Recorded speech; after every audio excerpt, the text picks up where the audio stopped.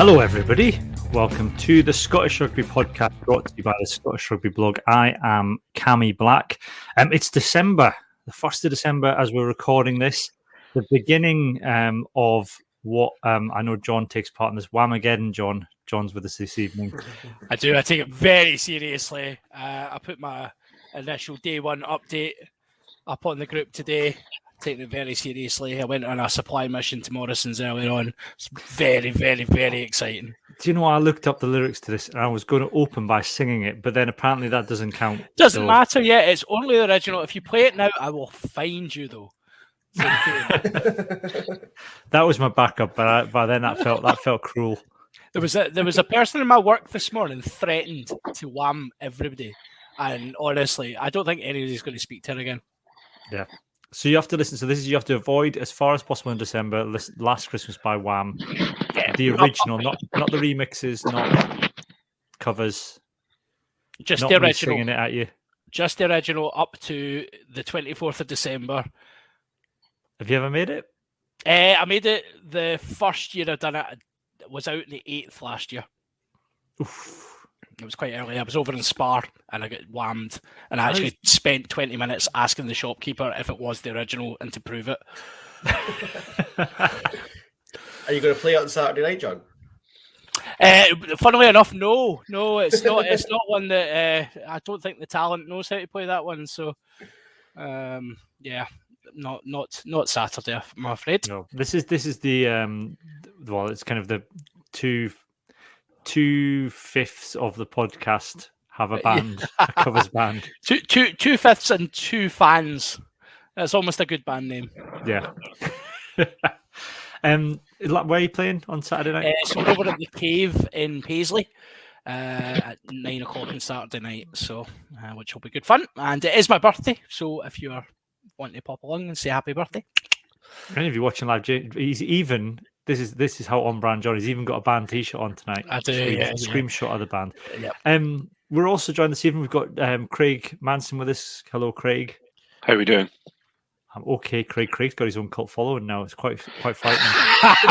people jumping in my Twitter mentions saying, "I hope you're on the podcast this week, Craig, to give it to them." Well, you know, it is a Scottish rugby podcast, featuring Craig. That's it has to be. I'm going to have to ask for the name to be changed so that all of my cult can follow me and know exactly where to find me. We're gonna have to get you a proper. We need we have to find a different way of pronouncing your name then, Craig Manson. Yeah, or some sort of guru in front of it or something like that. Dr. Guru Craig Manson. I have been told by my missus though I'm not allowed to set fire to the house at the end if the FBI come calling. So go quietly. Is that what she said? You have to go quietly. I have to go quietly. Apparently, yeah.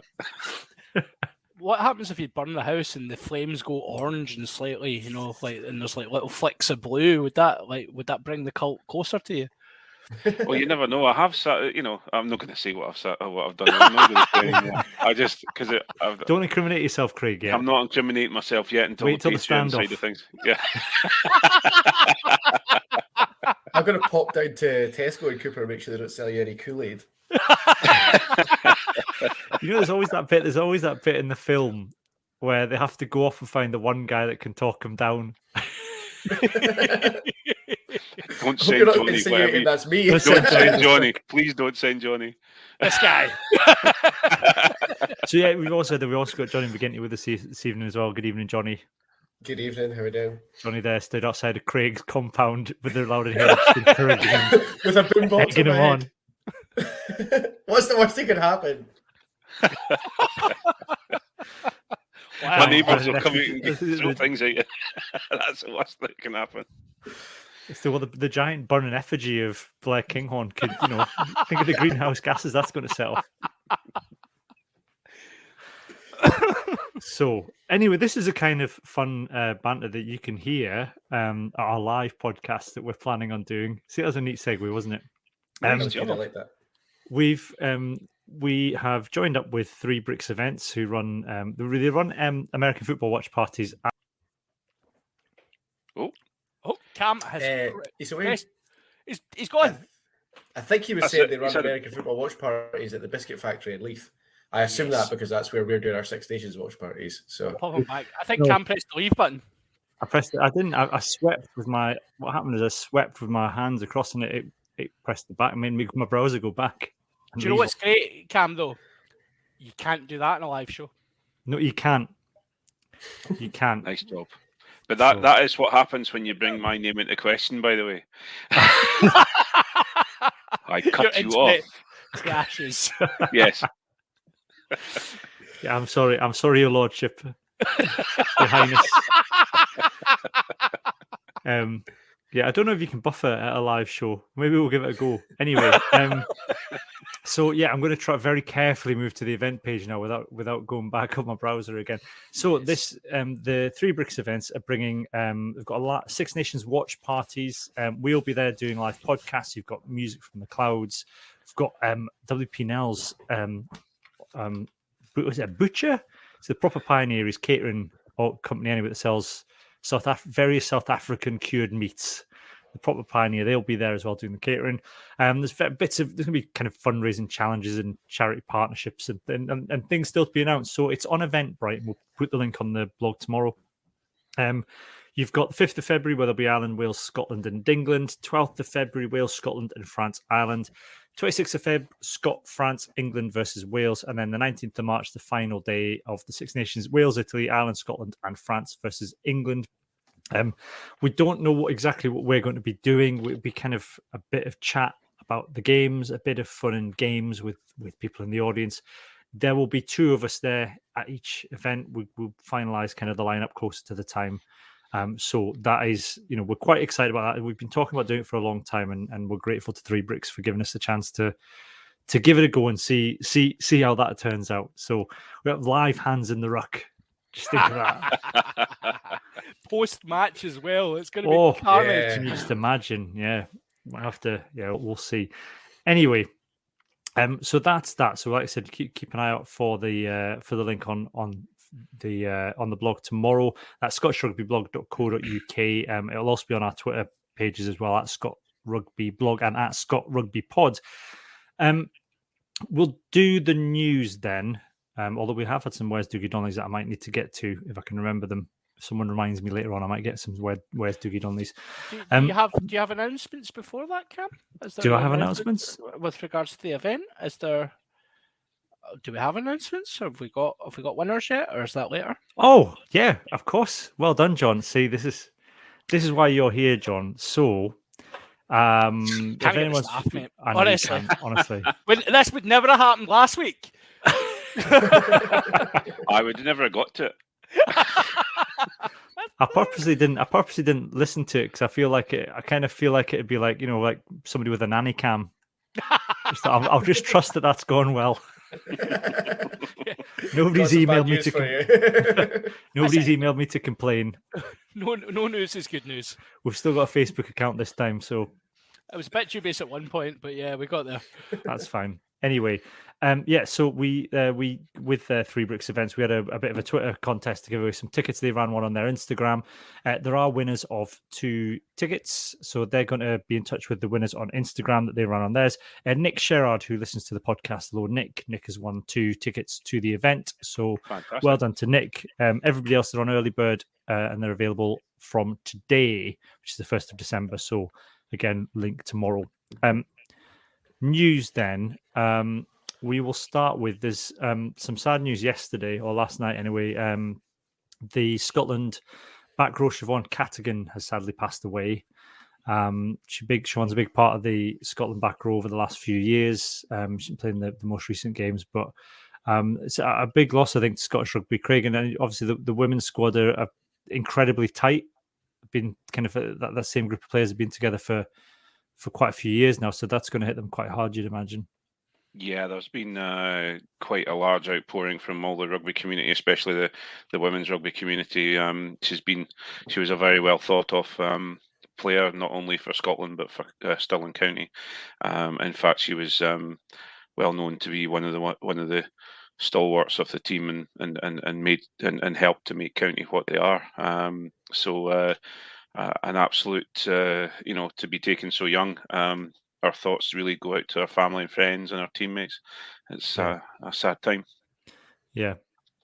We didn't mention last week, and like I said, you kind of, it's hard to know how these things will affect the squad, but we have got the news now of the qualifying dates for the World Cup. So they'll be in preparations for that now. So this is Scotland are going to be playing in a tournament in Dubai in February, late February. So they will play in a squad with where have we gone? I had the list all gone. It's all gone. So Scotland will face Colombia as it stands in a semi-final, and then they'll face the winner of a match between Samoa and either Kazakhstan or Hong Kong, and that's going to be played at the Seven Stadium in Dubai on the in February. I think it depends on final world rankings, but yeah, that'll be interesting. It's eminently doable, I would think, John, as well.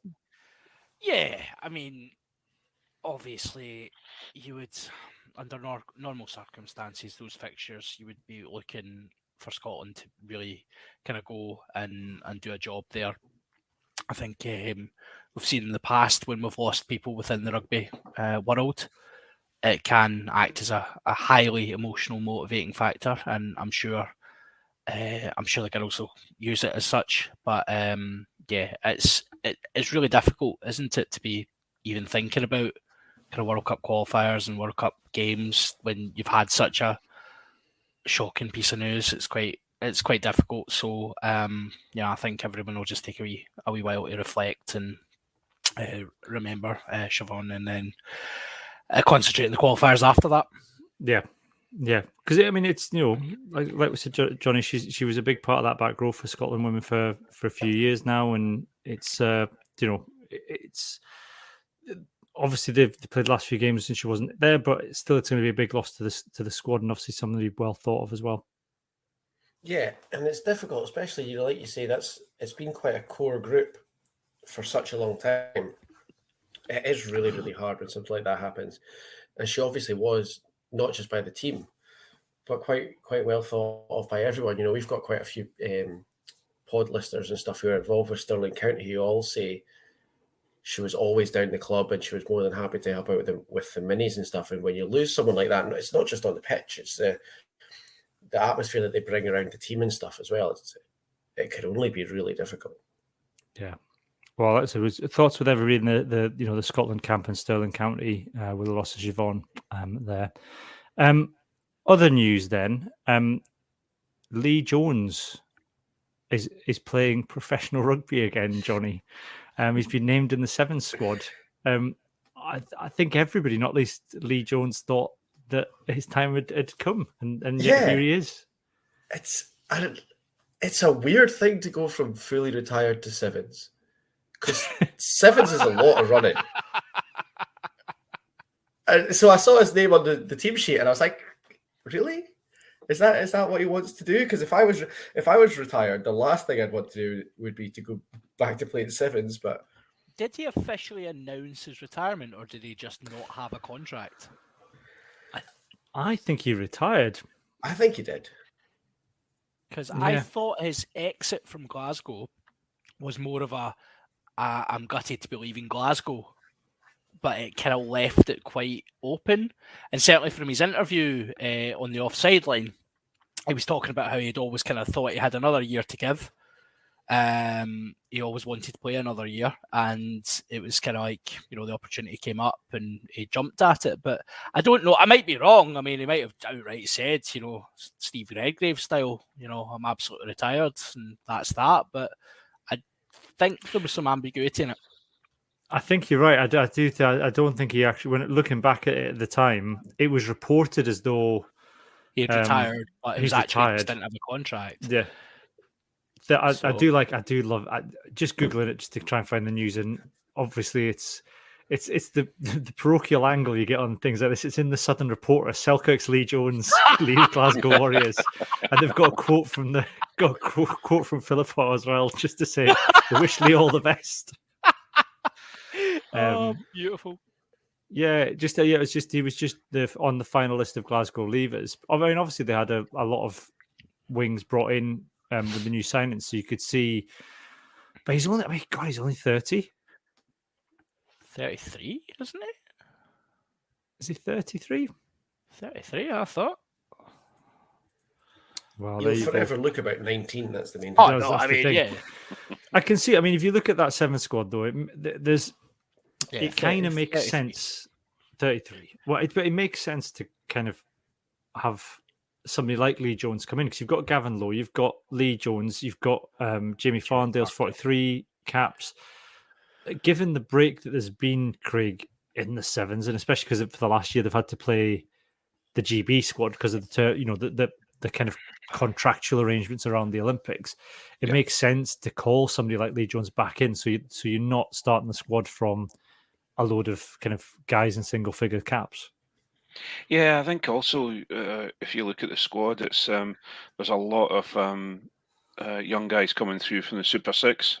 So I think having those sort of I'm not saying that he's there only for this. I think he actually had some fantastic games just at the end of his Glasgow career. He played incredibly well at that point. So I think you'll find that he knows what he's been out with the sevens before. He knows what he's doing, and he'll help guide them along. And I think it's an interesting one, but I think it'll be a very, very good appointment. I think.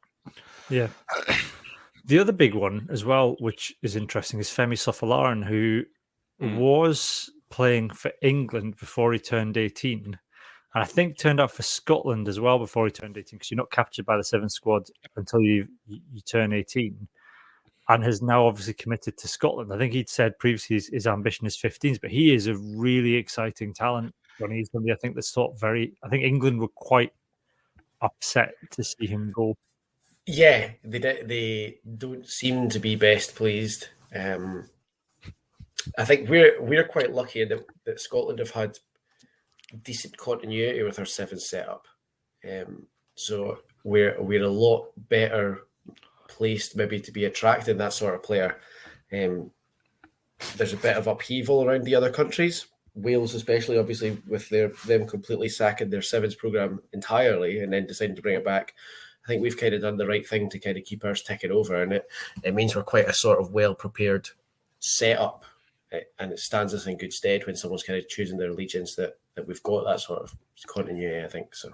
Which, given all the nonsense that happened a few years ago regarding the 7s programme and whether we were scrapping it, it's incredible that we're standing here on that high ground going, look at us being organised. Well, I think Ireland said recently, John, that they were pretty much told they had to have a 7 squad because it was ridiculous for a tier 1 nation not to have a 7 squad. So that was going to cut at some point. We were going to get telt. Yeah, well, that's true. But I mean, Ireland, you can understand why they wouldn't want a 7 squad. You don't tend to train 1-up runners off of rucks in 7s, whereas Scotland's a wee bit more expansive. It probably suits our style slightly more. So. It's probably the same with Wales, actually. I suppose you can do up and unders and 7s. It's just not very effective. Ireland just used their 7s programme as a feeder for Love Island, did they not?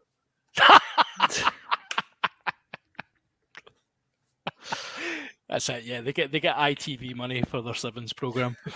Yeah. I wonder that we haven't got. Obviously, there is a 7s programme for the women. They're not in the World Series, though, Craig. Although they have qualified for the Commonwealth Games, interestingly. I do wonder whether or not this is a missed opportunity, because Ireland made a big thing of getting their women to, I think, particularly their men's side, to kind of try and qualify to get into the World Series. And you wonder whether or not there's no sign that Scotland are making any concerted effort to do that. And obviously, it is there's big money in 7s, and it's an opportunity to get some pro contracts handed out. And it's, 7s has done wonder for plenty of players that have then gone to play 15s. I mean, you look at the way that Wales have used it with their women, although, obviously the way that they've treated the professional women's players isn't great, but they have, nevertheless, it has been a good way of kind of being able to pay and develop, particularly the backs, to play at a higher standard. I think you've hit the nail on the head about development. I think, the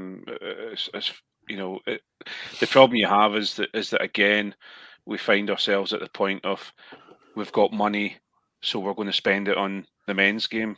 And I think it's an opportunity missed. But also, we're very. You obviously just said it, but we're quite highly thought of as a union within sevens.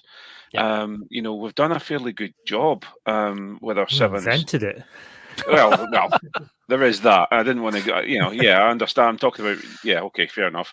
But they've ruined it by putting that pitch down at the green yards. But that's a different story. But if you look at the background of it, you look at how developed. I know, for example, Pete Horn and George Horn both went through the sevens, yep. and when George was in a wilderness, I suppose is a bit harsh, but he was at a point where he wasn't developing through the academy as well as everybody thought he was going to, and then he went away with the sevens and absolutely was on fire, and it's brought him on. It brought Pete. Pete had an absolute fab time with the sevens and going around the world. So I think it's I think we should be, if we're going to be at the forefront of something, can we just be the forefront of sevens and taking the women's game that way as well? Yeah. Lest we forget as well that everyone's favourite Blair Kinghorn went to the sevens to recapture form after some confidence-denting performances for Edinburgh, which is another use of sevens that we maybe don't use as much. Yep. Yeah, absolutely.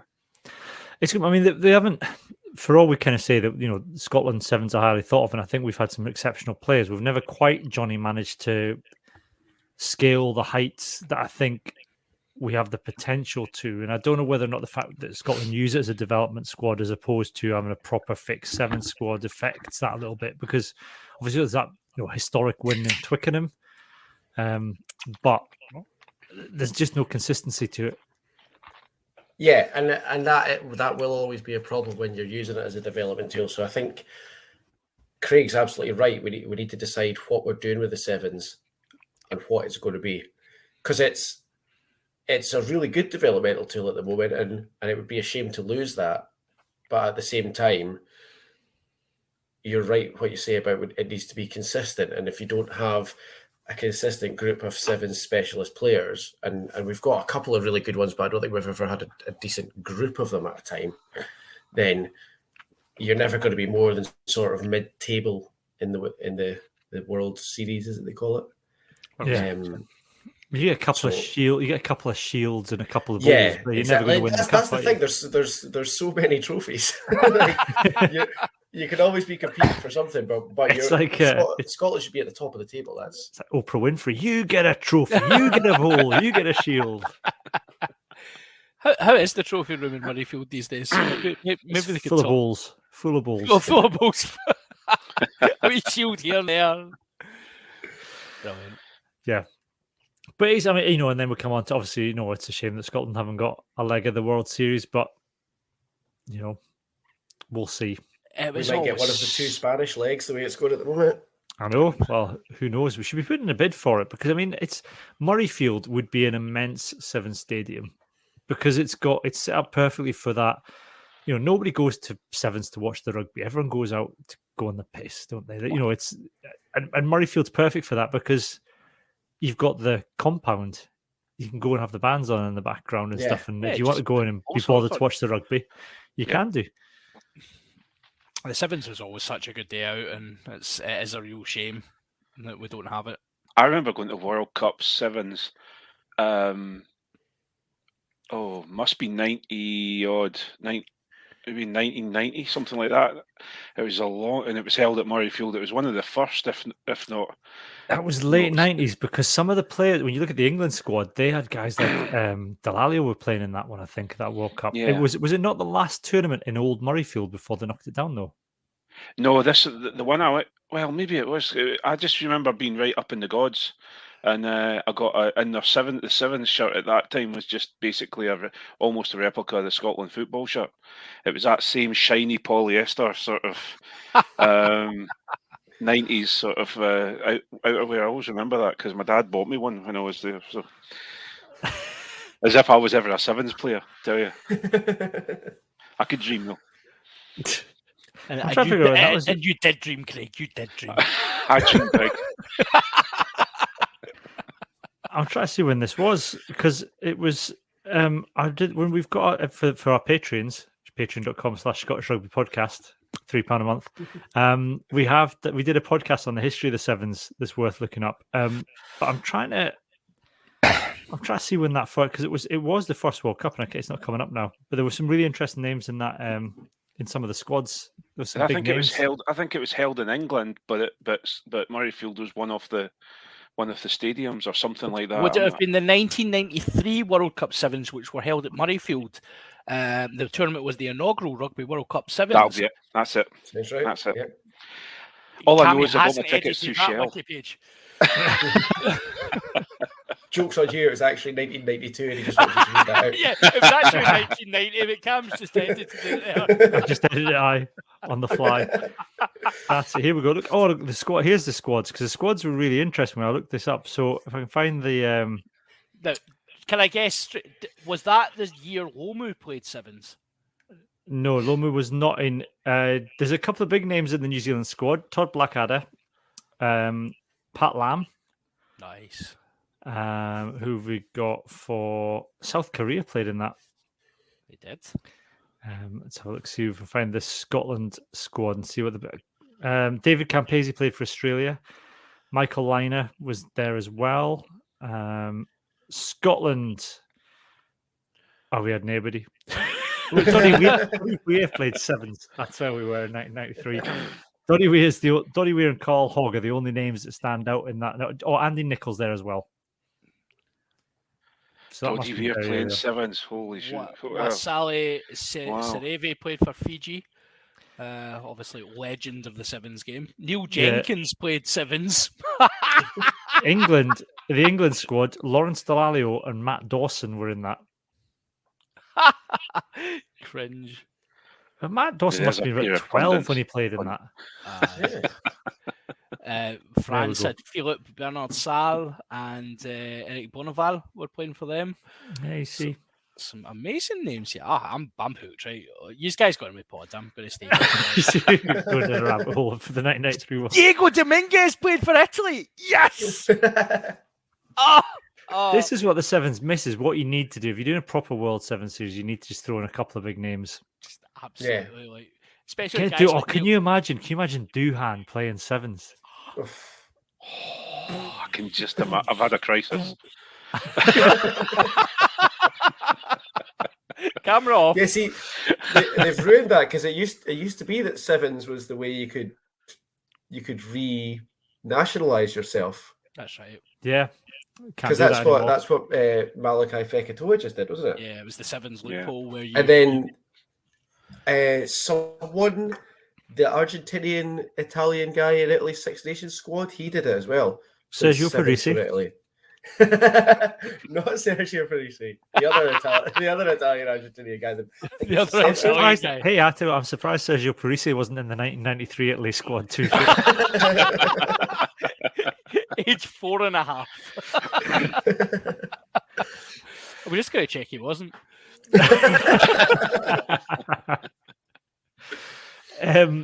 Right, so that's the sevens anyway. So what we're going to do first? Do you want Johnny and John? Do you want me to get Glasgow out the way first? I suppose so. You may as well get the negative out the way before we turn on to the positive. To remind myself of the key moments in the game, I thought, while I was having my tea, I'll watch the highlights just to remind myself what happened. The highlights included, and I went back and counted them, 7 scrums. Right? Genuinely, the URC highlights package included 7 scrums. Horrible game. It was a horrible game of rugby. They weren't even things like they weren't even like a scrum that then led to something. It was just a scrum. Like, here's a scrum. Then they passed the ball, and then they cut to the next scrum. And the clock had moved forward 2 minutes. And I was like, I forgot about that game was. It was dreadful. I was at a 6th birthday party on Saturday afternoon that somehow turned out to be more enjoyable than watching that Glasgow game. What was it then, John? Go on, Johnny, you go. What I did say last week that I was worried about Benetton, didn't I? I said, I don't think it's as easy as you think it's going to be. I don't think Benetton is. I don't think Benetton are as easy as people think they are. anymore. But, and I think there's obviously a historic reputation that Italian teams are rubbish, but that they were Rainbow Cup winners, and I know we joked about it at the time, but they still were Rainbow Cup winners. I mean, they're on a. I mean, how many games have they won on the trot now? Are they like 6-7 games unbeaten? Something like that, yeah. And like, as much as we joke about the Rainbow Cup, they were quarter-finalists in the Pro 14 the season before. Mm-hmm. And they were one kick away from taking that quarter-final off of Munster at Thomond Park. Like, I think everybody, and myself probably as well as the rest of us included, when they announced the format of the URC, went, oh, free money, 4 games against the Italian teams. But Benetton are not a joke team anymore. And like as we've both learned so far this season, you underestimate them at your peril now, I think. Yeah. That's one thing I did tweet about earlier on when the game finished was, it wasn't sitting ha, look at you guys getting beat by Benetton. It was, we know where you're coming from with that one, because they did exactly the same thing, although it was, instead of a penalty kick, it was a drop goal. But I think they are an incredibly strong team now. They are becoming a strong team. I'm not one for going away. I'm not a fan of them going to Benetton to play them. They're incredibly strong at home. We'll find out next week how strong they are. Well, in fact, no, we'll find out on Friday, I should say, how strong they are away from home. Yeah. John, what was it for you then? Because I mean, it wasn't like the Glasgow rested all their internationals. There was a fairly solid, apart from Ryan Wilson being away with the kind of plague squad down in London. It was the lack of Ryan Wilson, actually. No. So, actually, like, to be quite clear, Glasgow had that game. They could have won that game. They should have won that game. Much the same as Edinburgh, actually, earlier on in the season. And I criticised Edinburgh at that point, saying that, do you know what? Right, so I know we're all saying that Benetton are a great side, and they're no longer the joke side they were. This is telling about where Scottish rugby pro clubs are actually at just now, that we are worried about going away to Benetton, because I can tell you for nothing that Ulster, Munster, probably even Scarlets, those sort of clubs are probably not that worried about going away to Benetton. They're probably they're not doubting, saying, we might struggle, we might get a wee losing bonus point here. So for me, it's quite frustrating.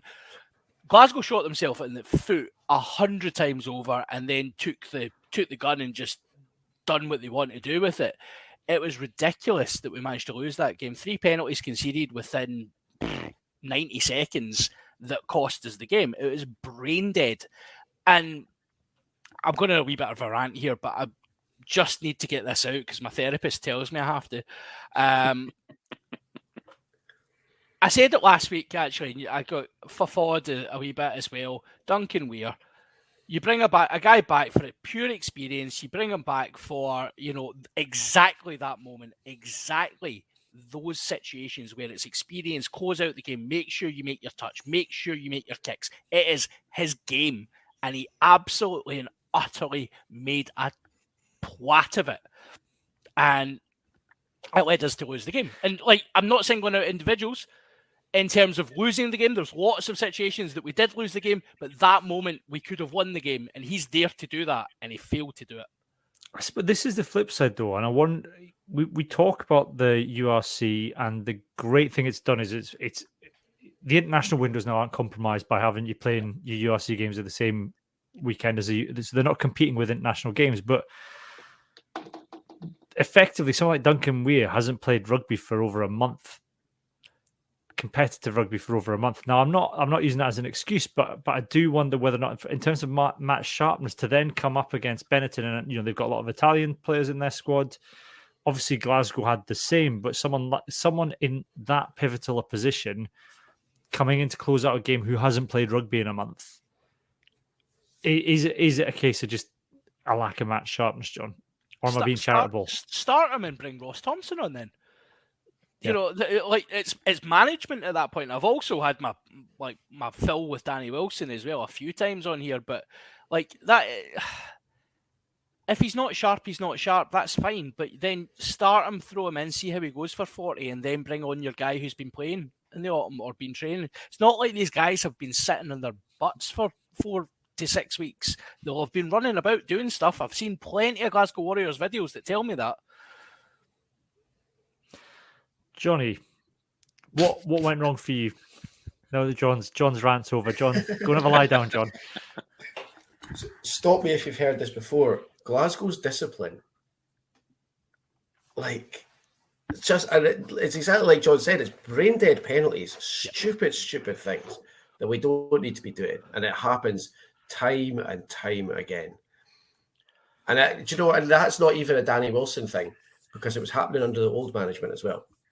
Like, something is going on with Glasgow's discipline, and it's been like that for years. And until it gets sorted, when we find ourselves in games like that where you are 2 or 3 points either way from winning or losing a game, if you're giving away penalties like that, you're going to lose a lot more than you're going to win. Yeah. What went right for you though, Johnny?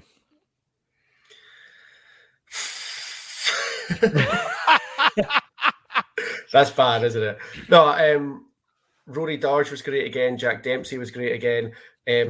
Ball carrying from the loose forwards continues to be really, really good. Yeah. We've got a bit of bite that I think we've lacked for a little while. We'll get Matt Fagerson back into that as well.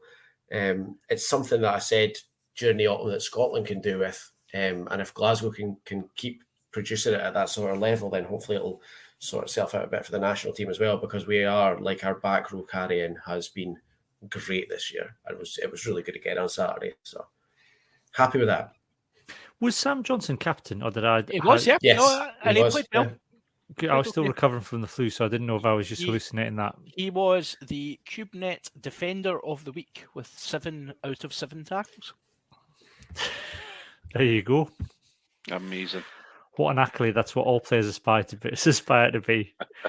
Phoned his mum straight away. Mum! I'm CubeNet Defender of the Week. Well done, son. Look, he might well have done that, and you're going to feel really silly when he watches this back. And he's woken his poor mum up because of the time difference, though. Exactly. And then his mum messages you to say, "Are you dissing my son? He was CubeNet Player of the Week," and now you're going to get like all sorts of Twitter DMs now. I know. Let's move on. I'll put you out of your misery. You don't have to talk about that game anymore. Yay! On the other hand, Craig, Edinburgh Dragons. Wow, that was a good game. It was a good game, and you know, I'm tempering myself a little bit because it was Dragons. Although they are a resurgent Dragons, they are Dragons that seem to be winning the odd game instead of being beaten all the time. But that is a game that Edinburgh would usually lose, going all the way down to Dragons, and would bring out the, you know, Cockerell would stick out all the young boys, and they would get overwhelmed by the game and would lose it in the second half. So Edinburgh seem to be developing a little bit of a backbone now, and being able to stop losing games in the last 5-10 minutes. Although we didn't do that with Benetton, but that's a different story. I really was impressed that the new Argentinians look absolutely fantastic.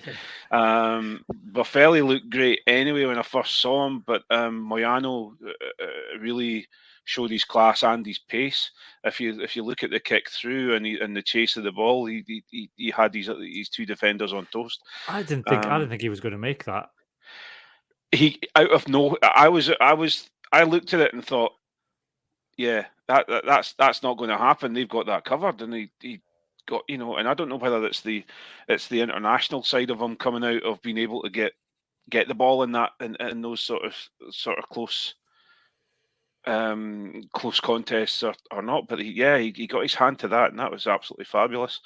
Damien Hoyland was on fire again, really trying to prove himself as a Scotland internationalist, although we've got phenomenal backs as we stand. But having Damien Hoyland is absolutely, was all over the park. And then the usual, Luke Crosby looked incredibly good. A great replacement for Jamie Ritchie when Jamie Ritchie's away. In fact, I think he's maybe got a little bit more bulk than Jamie Ritchie. we also Magnus Bradbury's still pushing hard, and he seems to be performing incredibly well in the shirt at the moment, and he's stringing a few few pretty good performances together. So yeah, I've mentioned virtually all the team just about, but I think they've done an incredible job. I think that for a team that we all talked about being in not limbo, but they're changing. With Mike Blair, they've changed quite quickly and they've got into their winning ways quite quickly. I think the groundwork has been done with Richard Cockrell. I think he's invested in players that have proved good. He spent the money well, good investments, and then Mike Blair's added a few people on the outside, which has really come in and shown us some quality. I think there's a difference in rhetoric, though, and I think you can probably see that in the squad and the way they responded to it, because, like you said, it kind of struck me when you were saying earlier about Richard Cockrell in these kind of games, as like you said, he'd stick out the kids and they'd lose, and Richard Cockrell would shrug his shoulders and say, "What do you expect? Yeah, it's the URC, it's the Pro 14. We're going to get beaten in these games all day long, and our players aren't good enough." Yeah. I think that can you imagine being the fringe players hearing Richard Cockrell saying that and saying, "Oh, we've lost our big boys to the internationals. Oh, we can't win that." But you look at somebody like I said, Damien Hoyland, who's been a fringe player at Edinburgh for a few seasons now, and he's going into that game presumably with Mike Blair saying, putting faith in you to go and put a performance rather than I'm throwing you in because we haven't got any, our normal wingers away, and we'll probably lose, but on you go, son. Yeah, absolutely. And I think, we've gone from a point of, as an Edinburgh fan, I've gone from this point of, we're going off the Dragons. All the big players are away with Scotland, or they're on their break from Scotland. This is going to be squeaky bum time. I'm not looking forward to this game. We now have the depth that we can. The young lads that are coming through are strong. They have the ability to. There's McBurnley at Hook had a very good performance on the weekend. It's the first time I've really seen him, we've got that depth now, and then having and you've all had a giggle and we've all had a long discussion about it, and we've had this and that and the other. But I will say that Blair Kinghorn at 10 is working for me. And he's doing a good job. He's distributing the ball. He's the only I suppose questionable thing at the moment is his goal kicking. And if we were talked about Finn Russell last week about his goal kicking. So even the best have their issues with their goal kicking. So I think Blair Kinghorn at 10 is surprising those who maybe didn't believe. But who's he played against? Sorry? John, no. Who's he played against? Look, I understand what you're saying, John. I absolutely understand what you're saying, John. If he runs a game against Ulster, runs a game against Munster, fine. Let's call him a 10 at that point. I will, hands down, I will come on here and I will literally say to you, fine, he had a great game at 10. That's fantastic. He hasn't played against Andy yet. Yeah, but John, hang on a second. The big thing you have to understand, and I will back this up. I'm always told we have won the games we're in the position we're in because we've played the games that were in front of us. That's the way it is. I don't. It doesn't matter how it doesn't matter how the dice land. It doesn't matter how you're. I can go and pull all the proverbs out, Mars, if you want. Those are the fixtures. We've done we've played the fixtures and we've won 4, drawn 1, lost 1. And I think if you look at them, for me, if you actually watch them, yeah, okay, there's wee holes here and there in his game. I totally understand that. But if you watch the ability for him to get through the tackle, to step the player in front of him as a 10, he's not just got the passing game or a kicking game. He can attack the line. And that, for me, has been maybe missing a little bit. And I've got to say... It's probably done. Do you know? I think that's the thing. I'll jump in. I think I mean, Brodie makes a decent point, but that was early. That's early on, and that was the first game. Was that like the first game that they stuck Blair King on at 10, and we're like, what the hell's going on here? But I think John's point's valid, but it does work the other way in that while he's being eased into it, you don't throw a guy in and say go and well they did. I was going to say you don't throw a guy in against someone like Racing and hope that he plays well at 10. Edinburgh did, but I can see. I think it's. I suppose the question is, well, it's hard to see and hard to gauge where Blair Kinghorn's potential is at 10. I think that's the thing because it's unusual. Apart from Greg Laidlaw, maybe it's unusual. I think for a player at his stage in his career, although he's quite young, to switch to such a pivotal position. You see players maybe switching. You can see a fullback getting the wing, a wing going to fullback. You maybe even see guys switching to centre. But I think it's unusual for players to kind of be parachuted at 10, having not played much 10 before at this level. And that's not to say it won't work. And all the evidence so far suggests that this is working and it's going to work to a degree. We just don't know what that degree is yet. So I think I suppose that's the issue. Whereas a lot of someone like Ross Thompson, for example, maybe I suppose from the outside looking in, people would have more faith in Ross Thompson because he's come through as a 10 and he's played under 20s as a 10. So I have I mean, Christ, even Blair Kinghorn's international coach has said he doesn't know how well he's going to go at 10. But, so I have no doubt that Blair Kinghorn could be an exceptional 10.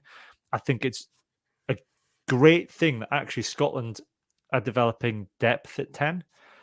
And we've got guys now that can not just play 10, but can switch positions. So you have got much more cover. I mean, it was only a few seasons ago we were saying, where's the next 10 coming after Finn Russell? Yeah.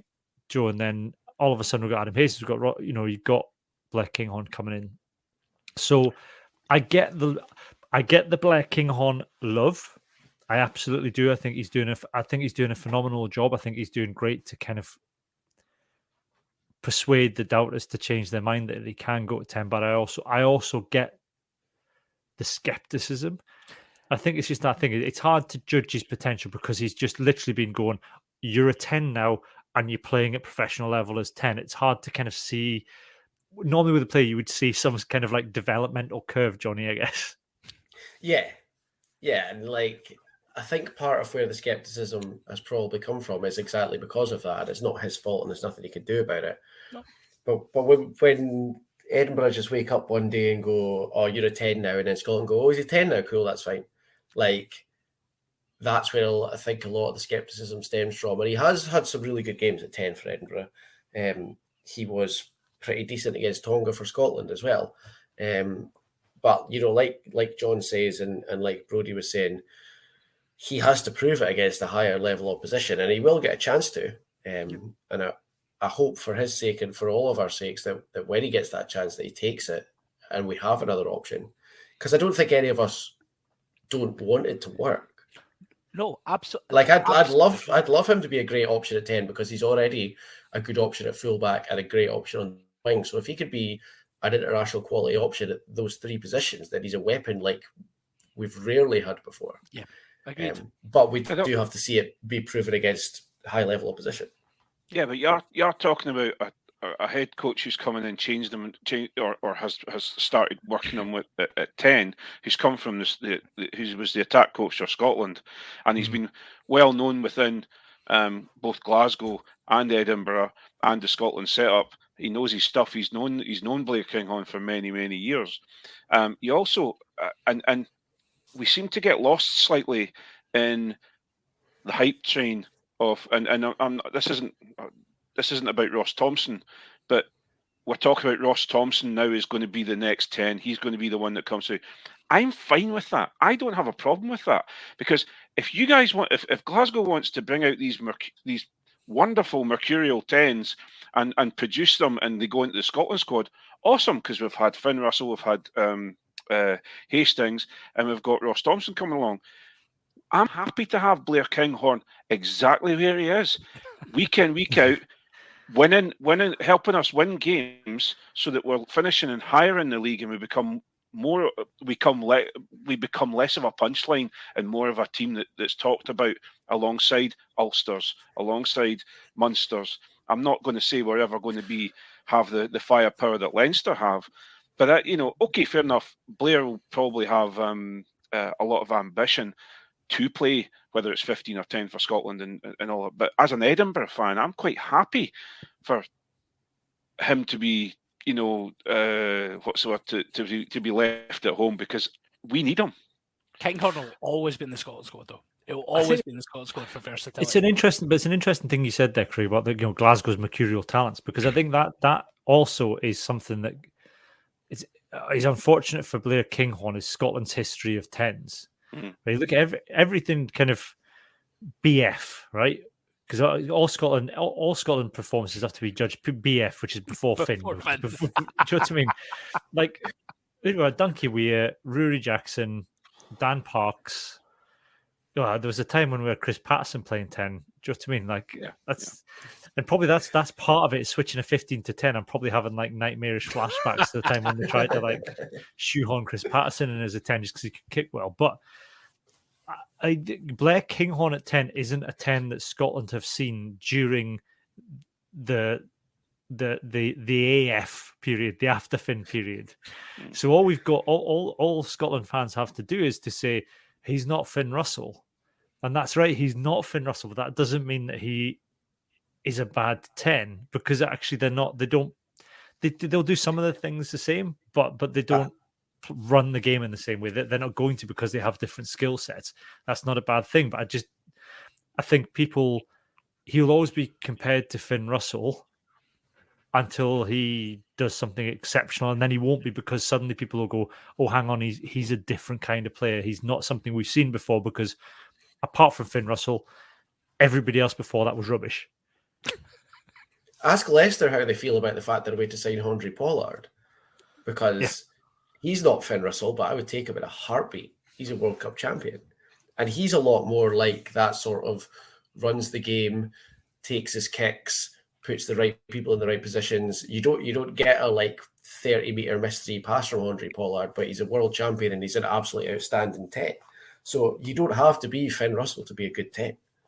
Yeah, I mean, you look at Dan Biggar. I mean, Dan Biggar's won Grand Slams. What's Finn Russell won? Do you know what I mean?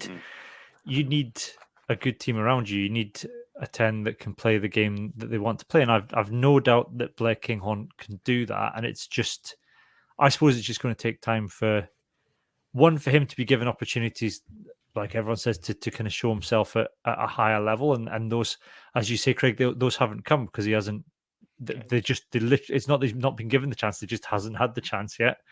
Yeah. And secondly, it's that time to kind of say to people, "I'm not a Finn Russell. I'm not a Ross Thompson. I'm not an Adam Hastings. I'm like nothing you've seen before in Scotland," and that's not a bad thing. The thing is, with his versatility as well, we have got the option, if we wanted to have him and Hastings on the bench.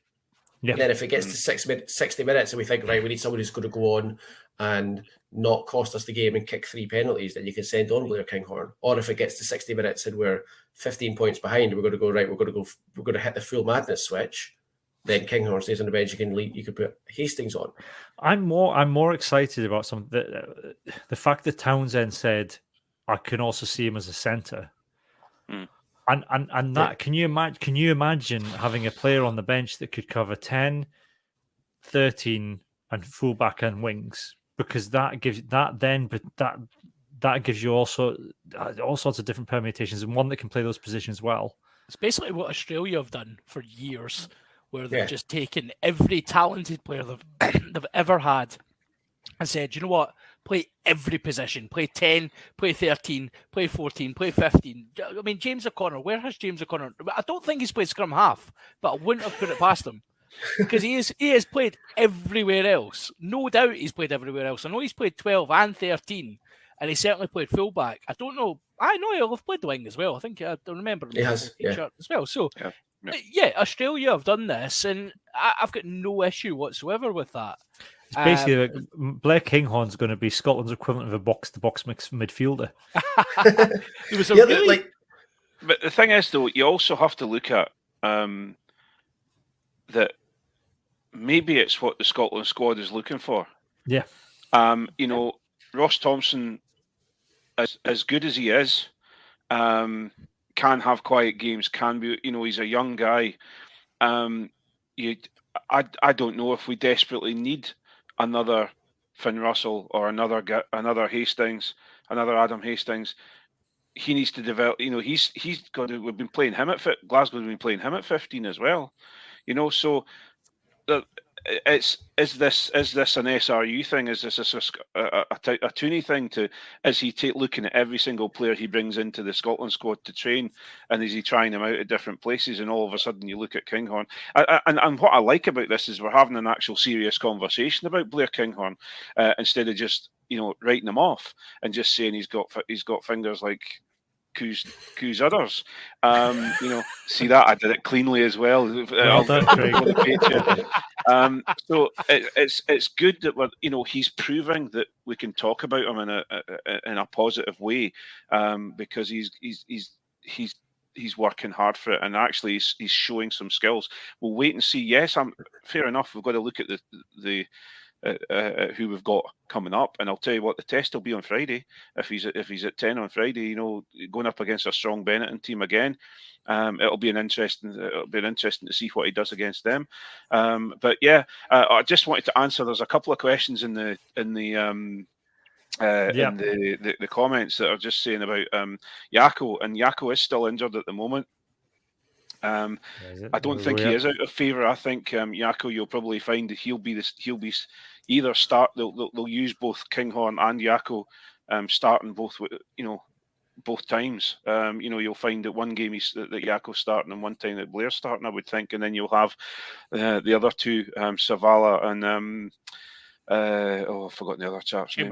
Chamberlain. You'll probably find that they're Nathan Chamberlain's fair dropped off the radar, hasn't he? He had such a hard baptism of fire with Edinburgh because of the he was thrown in at the deep end. Yeah, he was, and it was the first time. I have a heart. I actually was looking at that poor guy under a Cockerell game plan and watching him and being like, this guy is terrified to make a mistake. He's terrified to play. And watching him, there was kicks to touch and stuff like that. And watching the amount of, the guy had a huge boot on him. He's got a very, very good kick on him. He's knocked penalties over from 45 plus. And you're watching him and he's taking 20 meters on penalties. And it's he is under pain of death to not miss touch here. This is ridiculous. Yeah, but there's a player that's taking a chance to go to the Super Six and build his confidence up. Rightly so. Yeah. Rightly so. He definitely needed it. So to be clear, we all want Blair Kinghorn to succeed. We all want him to do well. I just need to see it against a better caliber of team, and then I'll be here saying, "Yep, awesome." Yep, good stuff. I'm pleased we could all agree to a certain extent and reach some form of consensus over Blair Kinghorn before Craig shut himself in his compound. To the effigy. I'll have to have a word with Blair Kinghorn robot to take over the world. I will guide him. Flaming torches disappearing from my window as we speak. He must have called his followers off. Anyway, look, we're going to draw it to a close then for this week. Like I said, if you want more details on the live podcast, go to the blog, scottishrugbyblog.co.uk. If you are a Patreon, then you'll, if you hang around, if you're watching this live, you'll get the second half of the podcast. You can also get access to that on the audio podcast as well. For £3 a month, you get the normal podcast ad-free, plus then a bonus podcast where we just have a moan and a swear for another hour or so. We'll be back next week.